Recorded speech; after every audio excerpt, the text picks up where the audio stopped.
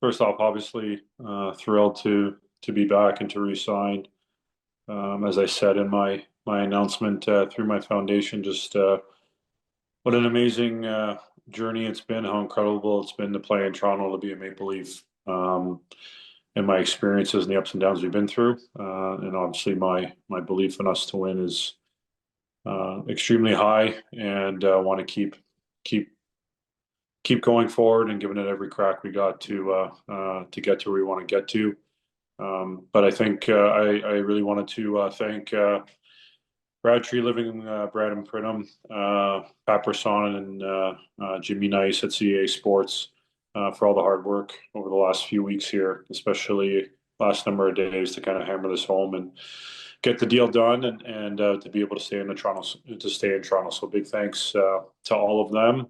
And also to congratulate all the draftees for the NHL draft tonight and the next generation of players. I know how special of a moment that is. It's hard to believe it's been 16 years for myself, and today's a special day and a great part of our league is the NHL draft and the step that all those players are about to take and the dream of playing in the National Hockey League. So congrats to all those players. Great. Thank you, John. We'll start with, I assume that's Dave McCarthy. Go ahead, Dave. Hey, thanks, Steve. Yeah, it is. Congratulations, John. Just wondering, after such good season you had, second most amount of goals that you've scored in Toronto, a point per game. I know you'd indicated that your desire was to stay in Toronto, but was there ever an inclination to at least take a peek on the market to at least have a better idea of what your true value could be? I don't think not really. Obviously, I think stated clearly that wanted to stay, wanted to make it work and find a way to make a deal that was very good for both sides, and um, how phenomenal my time in Toronto has been. I think how good our team is, and even through the ups and downs and the disappointments that we haven't broken through yet. Um, my belief in the team here, the ability to do something here that hasn't been done in a long time, that's really special.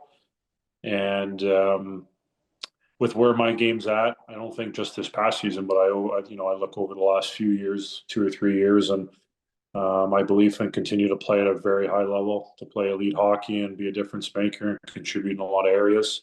I felt like the fit, and obviously the comfort playing here for so long and where I'm at in my role and with the team just made so much sense and was the best fit. So it never really got to the point where I had to really look at other options to consider it. Obviously, you're aware as you get within a week and whatnot, but dialogue had been really good, and I felt very strongly from the communication from the club side of it that they really wanted me back and to continue on and helping this team and believing that I can be a big part of us breaking through. So really happy we got to today, and this is now behind me, and I can just continue as I have the last few weeks and turning the page into a new journey, a new year, and working towards building for that.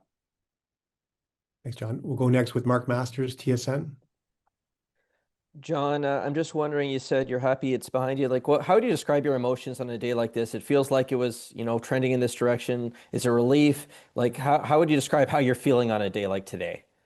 Yeah, I think happy, grateful. I get to do what I love to do, what I've been doing since I was a kid, and even though obviously left some money out there, I've done pretty well. I'm still doing pretty well, and get to play for an amazing club in a great city, a place where I'm from, and that team that's got a real opportunity to win. It's a real strong hockey team, and I have a tremendous amount of belief. And you know what, Tree in the club and the way they've been building the team, and with Chief coming on board, and what he's done as a coach and as a leader here in his first year, and where things are headed. So yeah, a lot of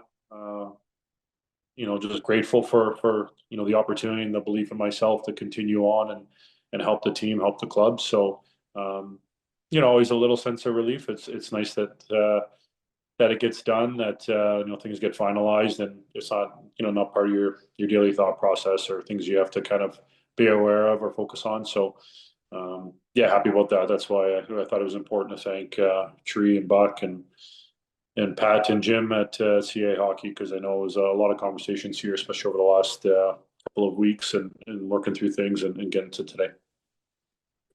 We'll go next with Kevin McGran, Toronto Star. Hey, John. The other day, or I guess when the end of the season there, Tree said something like he wanted to change the DNA of the team. When you hear that from your general manager, what does that mean to you? How do you think that's going to play out over the coming months heading into next season? Well, how do we get better? And what do I got to do individually to push myself, evolve myself, make myself better, so we can ultimately be the last one standing and do that, or do what we're all driven to do and want to accomplish. And we see how difficult that is, and what a team like Florida has done. Obviously, winning 2 years in a row, but 3 years in a row being in the final, and that's the standard. So I think you have to go through training camp, a regular season, and earning a playoff spot for the opportunity, and then winning 4 rounds. And knowing Florida's been a massive part of that, obviously, for the last 3 years, and no doubt will be a part of the conversation next year. And that's the standard. And how can we continue to be better and push ourselves, grow in different areas, challenge each other, challenge yourself. So there's a lot of reflection and looking in the mirror and knowing that's what we have to do to continue to find our way and get through the challenges that we've had. We'll go next with Terry Koshan, Toronto Sun. Go ahead, Terry. Hi, John. Congrats on the new contract. Thank you. Yeah, listen, all indications are that Mitch will sign elsewhere on Tuesday or in the days that follow. What are your thoughts on Marner potentially leaving the Leafs and where that leaves you guys? Yeah, obviously, think the world of Mitchie. First and foremost, as a person, I've had tremendous. It's a great friendship that's developed. We've also had great chemistry from the times that we've played together throughout our time here playing. And obviously, if he does end up leaving, it's a very difficult player in person to replace, and what he brings to the team on and off the ice. So it's obviously going to be up to Tree and the club to find their way and how they go about that. It's obviously unique, and that it's difficult when you lose. You possibly could lose a player like Mitchie and what he brings, but you got to move forward if that's what happened, and obviously what available is to the club is dollars that wouldn't have been allocated there if Mitchie does stay. So whatever happens, you never know. You always kind of hold out hope that a person and a player like Mitchie ends up staying and it works out. But you're also realistic of the situation and where things are at and what potentially could happen. So if he does move on, wish him the best. But you always hold out slight hope that it works out. We'll go next with Nick Barden from the Hockey News. Go ahead, Nick. Hey, John, congrats on the contract. Thank you.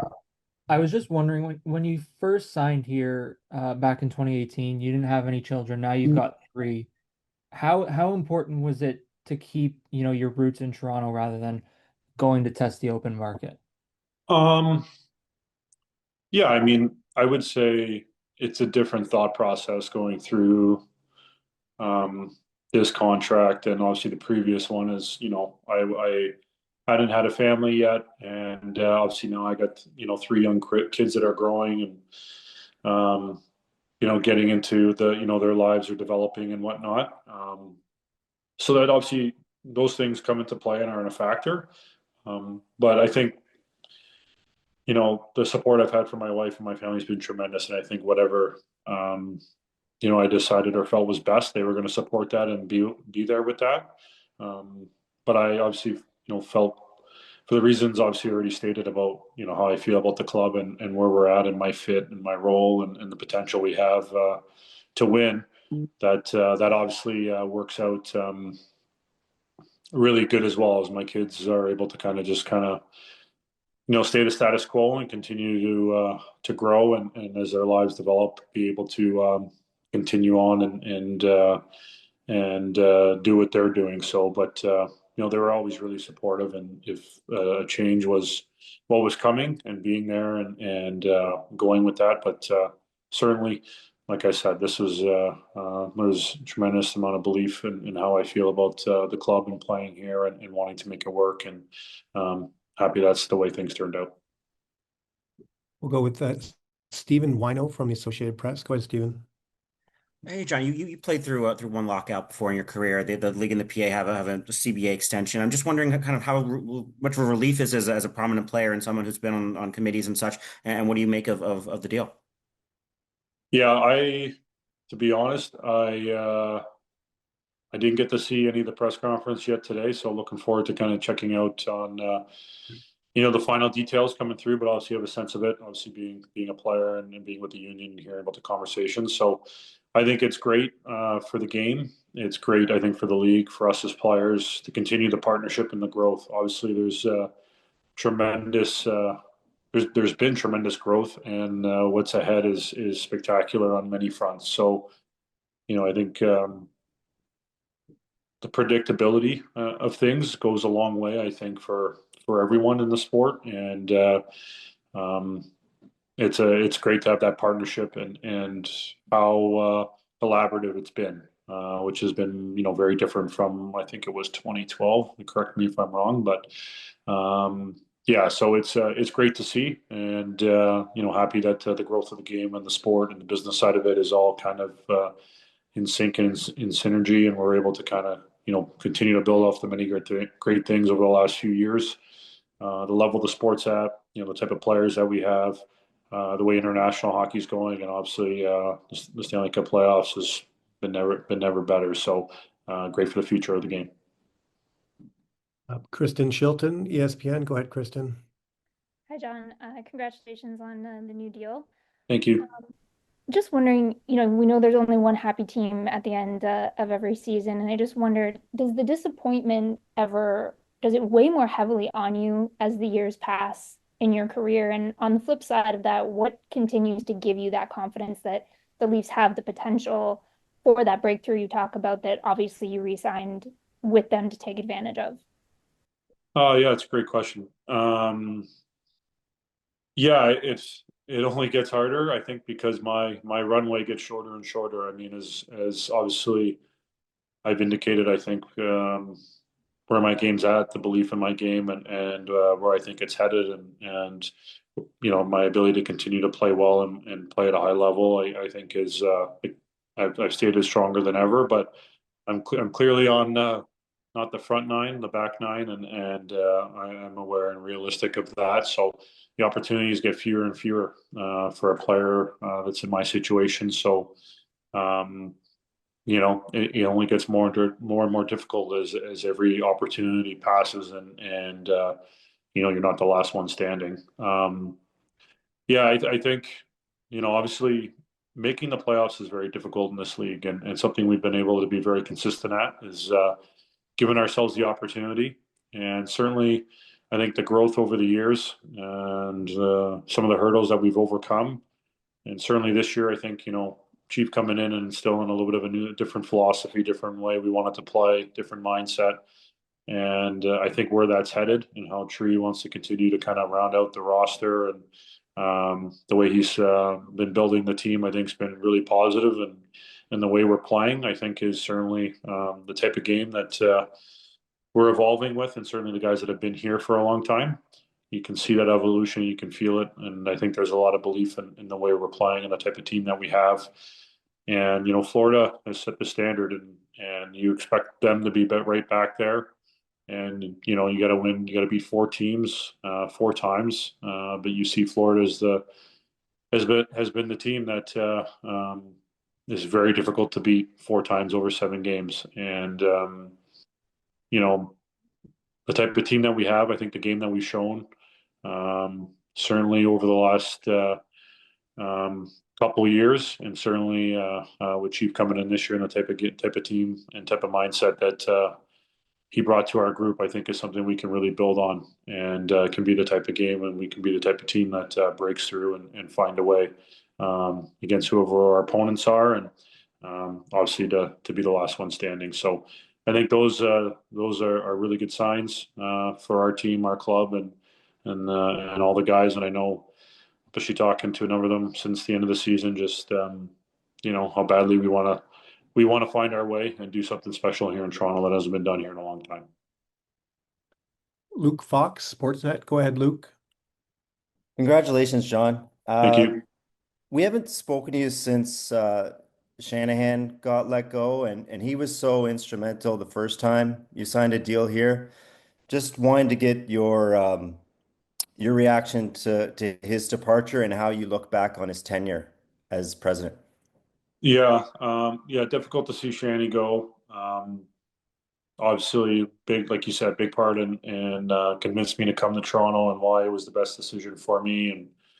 And I think I'm very grateful for him being a big part of that, and his vision and his belief, in me, and being part of the group here, and what he started in rebuilding kind of the organization, the club, and certainly the team.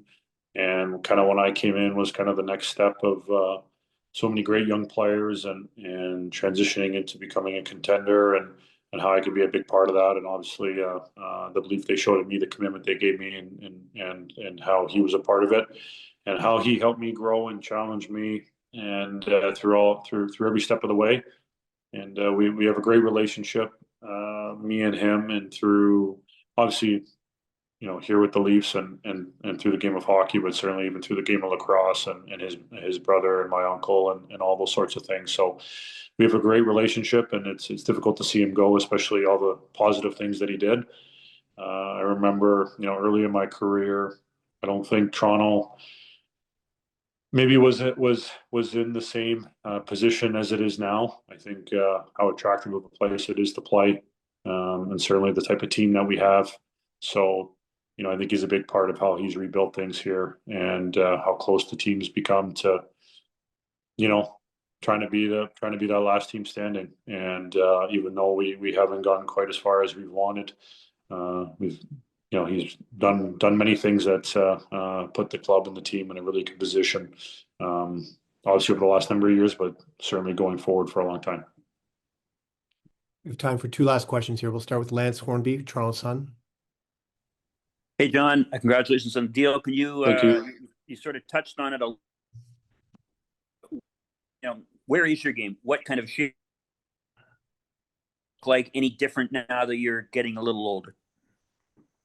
Well, I think I talked about this before training camp last year. I think every year you got to go out there and prove yourself. So I really obviously take a lot of pride in how I try to get better, how I approach the game, approach my craft, and my passion and love for it. And obviously a tremendous amount of belief in who I am and what I can do, and to continue to play at an elite level and help this team. And I've obviously always stated my desire to give it every opportunity to play for Team Canada on the biggest stage and the biggest events. And those are things that you always want to work towards and hope that you can earn.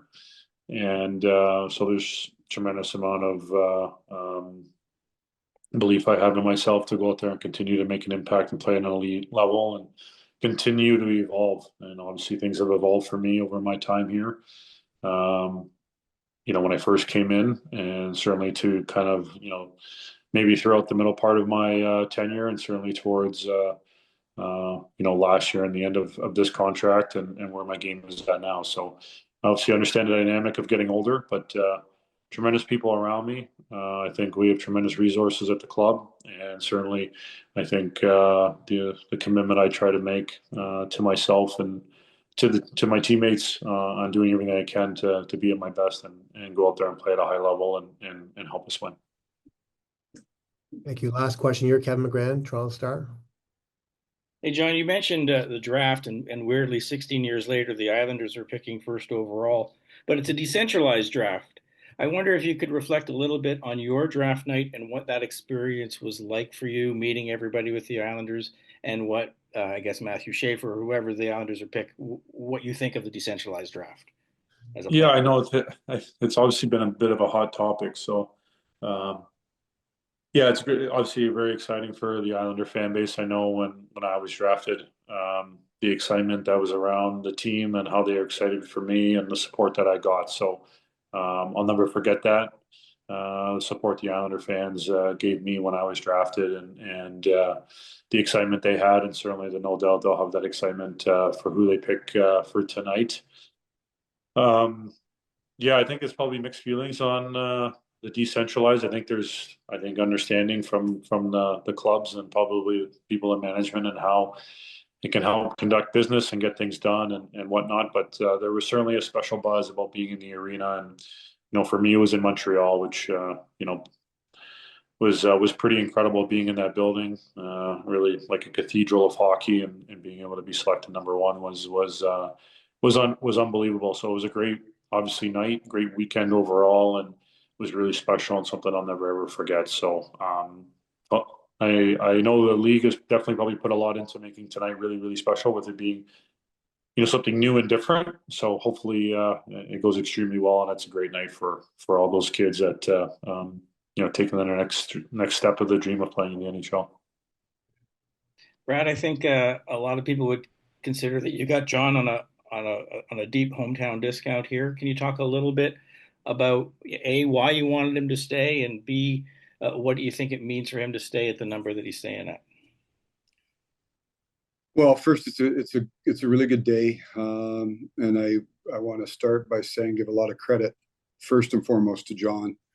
We talked at the end of the year, and John's want and desire to be here, to win here, and I think his commitment was illustrated by what he did here. The opportunity, I think we would all agree there's going to be an opportunity for John to make a lot more money elsewhere, and his focus was staying here, and so his work and his commitment and his desire, it sort of steered the process on this negotiation. So full marks and full credit to John, and the rest of his representatives, Pat Brisson, Jimmy Nice, and obviously on our side, Brandon Pridham. It was a team effort, and it was led by John. So I would say that at the beginning, and why we wanted to keep John, because he's a really good player. 38 goals, point per game player last year. I understand, John's at the age that he is, and we all expect aging curves to kick in at some point. John's been able to defy it, and it's a credit to the way he looks after himself, the commitment he has to his craft, his body, his preparation is second to none. So we expect John to be a really good player moving forward. And so,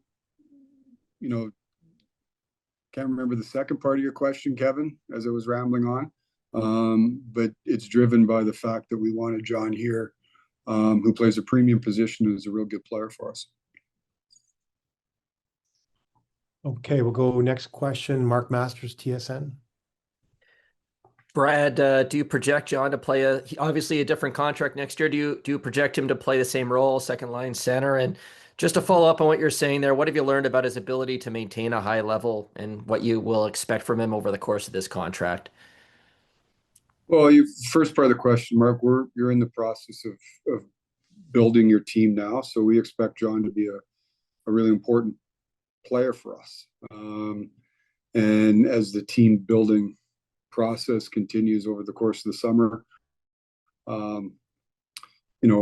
we'll see how everything sorts itself out. But obviously, John's, I won't speak for Chief here right now, but that's we'll see how everything plays out in terms of the team building. there's some guys that defy, that can play well, into their mid and late 30s. And I don't necessarily think just because you get to 33, 34, 35 years old that all of a sudden your career is over. It certainly comes with a little bit of genetics, but there's just a lot of work that goes into it. And like I said, I don't know if there's a more committed athlete that I've been around in terms of just his preparation, how he looks after himself, the work that he puts in. He's second to none that way. So I look at John maintaining his level. We'll see. Like I said, Father Time is undefeated, but I know we're going to have a real good player here, and we expect to have a really good player for the foreseeable future. And like I said, that credit goes to John and how he prepares and how he looks after himself. Thank you. We'll go Luke Fox, Sportsnet. Go ahead, Luke. Congrats on the deal, Brad. How Thanks. rare is it to find a guy like Tavares that is willing to take a hometown discount? You're involved in these negotiations all the time. How rare is it for a player to do this, do you think? Well, I mean, hometown discount. There's lots of factors that go into play here, right? Certainly, money is an important factor, and it should be for everybody, right? Players have only a certain amount of time in a career, so I don't begrudge any player for trying to get the most that they possibly can. There's team dynamics. There's obviously we're in a salary cap structure here, so John's. I'd probably best answer it, Luke, from what I said at the beginning here is, we had a shared goal at the start of this is John wanted to be here. We wanted John here. We tried to be as creative as we possibly could to sort of serve both masters, is trying to find a deal that's going to work for John in terms of the dollars, and work for us from a cap perspective. So I'd go back to what I said at the opening. This deal doesn't happen at the dollars that it does and the cap that it's at for a player like John without John's true commitment to be here. And so it's like I said, the credit goes to him. I'm sure we get to whenever it is, next Tuesday, next Wednesday. No doubt in my mind there was more money for John outside of Toronto. His commitment was to find a way to make it work for him in Toronto. Go to Lance Hornby, Toronto Sun, please.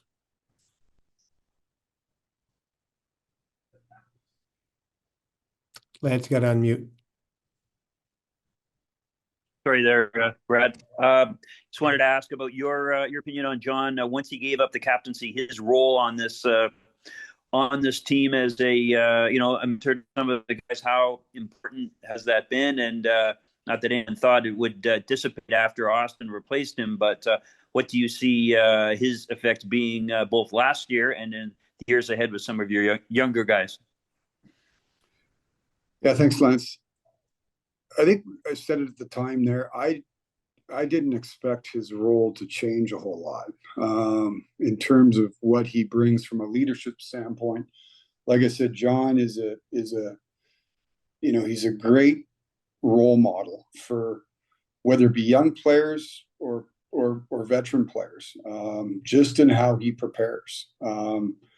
You talk to anybody in our locker room, and he's an absolute role model for how you prepare yourself, how you look after your body, how you prepare for games, how you go about your business. And to me, that's a big part of leadership, and the commitment that he puts to his craft. So I didn't expect any different. We didn't get a different John this year than what we had. I can speak to a year ago, my first year here, or previously. He showed a great deal of selflessness, quite frankly, in terms of with the captaincy, and understood what we were trying to accomplish there. And so again, it's just a credit to the individual. No different than we're saying today. I think John was selfless in looking and putting this contract together. So again, John, the man, isn't. He's been the same individual, the same teammate, the same person around his teammates today that he was the first day I got here. So I think this is just another example of John's commitment to trying to, do his part to help our team be as good as we possibly can. We'll go two last questions here. David Alter, Hockey News. Hey, Brad, a bit of a two-parter here. One, I'm sure you saw the NHL and NHLP announced a contract extension. You've been an executive, or a CBA extension, rather. You've been an executive through other lockouts. How much of a relief is that? And also, when you're doing these deals that kind of have an unprecedented knowledge of what the cap is going to be in subsequent years, like they announced earlier in the season, how much did that help in terms of your roadmap for what you're looking for in terms of building a roster? The first part, David, I think anytime that you can have labor peace and stability, I think it's a positive. It's certainly a positive. And I know the league and the Players Association has worked long and hard at getting this deal put together. I think there's a true partnership, and they should be commended. The game's in a great spot. The game's in a great spot. It's growing.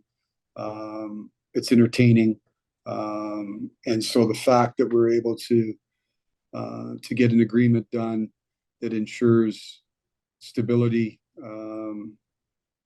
and cooperation and partnership moving forward, I think is a credit to the league and the players. And so that was certainly great news to hear today.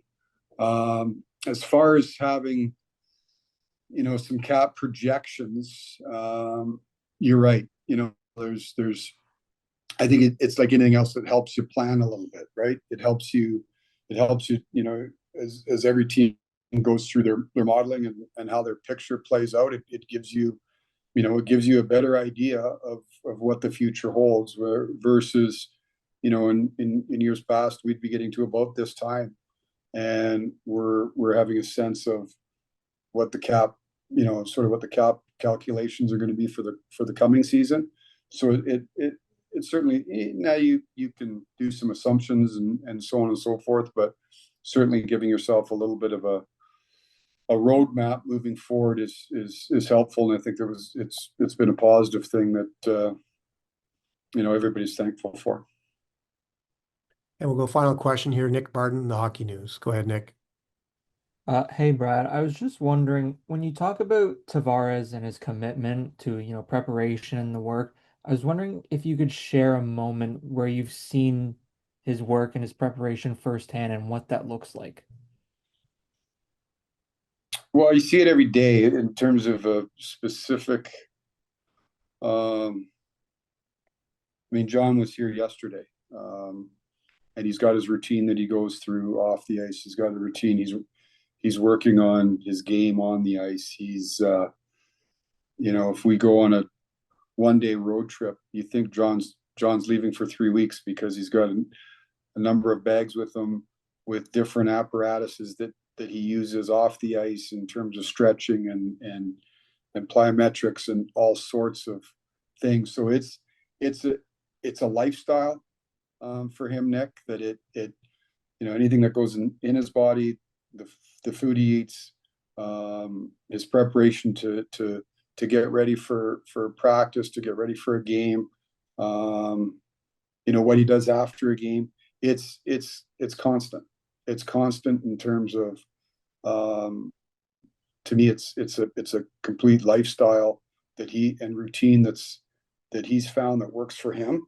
And there's certainly a God-given talent that John has, and he's had since he was a young man, and has been, people have known about John Tavares since he was a young lad. And so that's part of the equation, but you don't get to where he is and have the career that he's had without a lot of elbow grease and a lot of work. And it's a daily thing for him. He's committed to his lifestyle. And like I said, just how he takes care of himself. So there's not necessarily an aha moment, but you see it from the minute he walks into the facility each day till the moment he leaves. And you know what he's doing, over the course of the off season and away from the arena is everything to make sure that he's at his very, very best. And it's impressive.